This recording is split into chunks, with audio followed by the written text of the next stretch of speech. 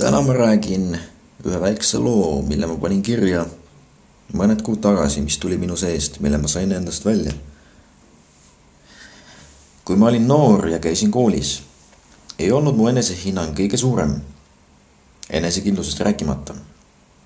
Maailm oli minu jaoks midagi, mis jäi tulevikku. Elasin tihti tulevikus ja veelgi rohkem minevikus.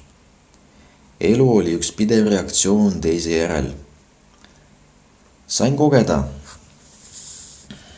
ka oma esimest armastust, millele ei vastatud. Ning pettudes elasin seda läbi mitu kuud.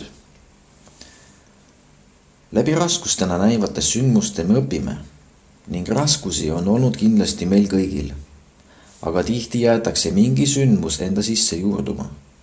Olgu selleks siis kadedus, kellegi vihkamine, mingi hirm, mida elu eest välditakse. Nagu taim, mis kasvab, hakkab see elu mingil etapil juhtima. Miks me ei jaga oma muresid teistega ja miks me hoiame kinni vanadest asjadest? Olen seda küsimust juba kaua endalt küsinud. Kõik solvumised, vihastumised, pilkamised kogunevad kehas ning otsivad seejärel teed välja. Enamasti seda aga ei leita ning tekivad ebakõlad emotsionaalselt ja enamasti haigustena.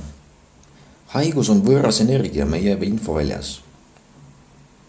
Inimesed, kes on haiged ja ei muuda midagi oma elus, kui häiriv see ka poleks, raiskavad oma imelist keha.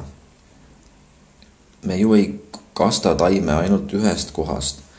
Nii tehes paljastame me üsna pea juured rikkalikust mullast.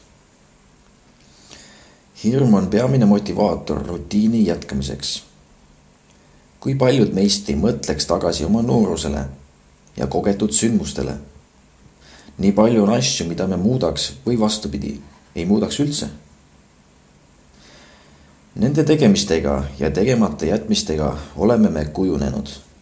Kujunenud selliseks, nagu me paistame peeglist. Kas me tunneme end hästi alasti peeglis olles või tunneme häbi tehtud või tegemata asjade pärast? Selline väike jutt tänaseks.